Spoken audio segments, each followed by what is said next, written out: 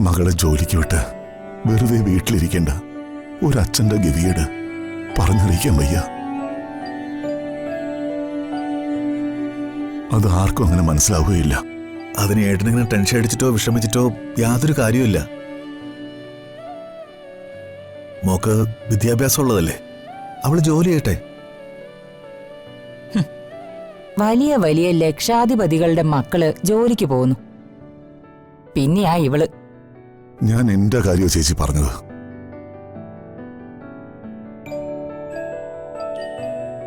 ആ കേസ് കാരണം എന്റെ പെൻഷൻ എല്ലാം മരവിപ്പിച്ചിരിക്കുക. അത് കൃത്യമായിട്ട് കിട്ടിയിരുന്നെങ്കിൽ എന്റെ മോളെ ഞാൻ ജോലിക്ക് വിടില്ലായിരുന്നു.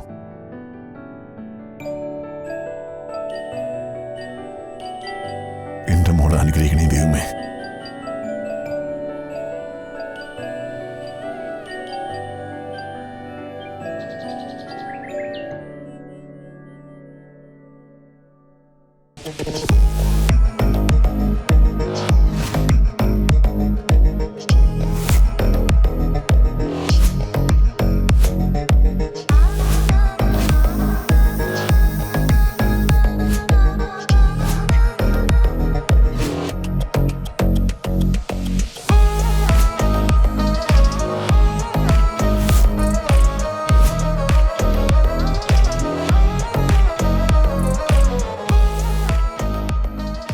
എന്താടി രാധമ്മേ, നിന്റെ മുഖത്ത് പതിവില്ലാത്തൊരു സന്തോഷം?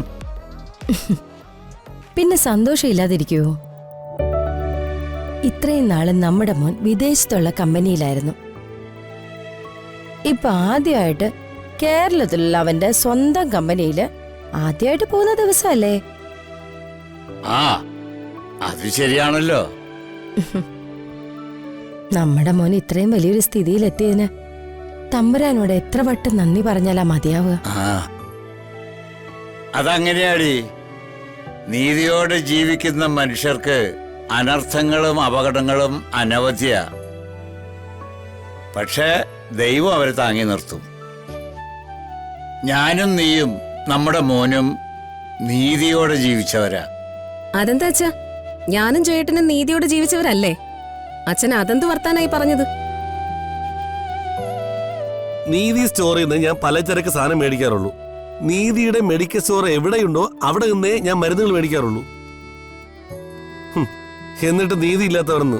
നീതിയോടെ ജീവിച്ചിരുന്നവരാണല്ലോ പഴയ വീട് വിറ്റപ്പോ അന്ന് 20 ലക്ഷവും വാങ്ങി മൂട്ടിലെ പൊടിയും തട്ടി സ്ഥലം വിട്ടത്.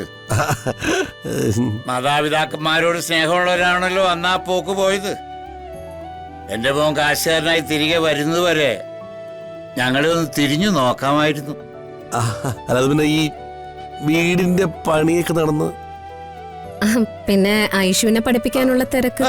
പിന്നെ അല്ല, നിങ്ങൾ എത്ര കുട്ടികളെ പഠിപ്പിക്കുന്നേ? ഒരാള്.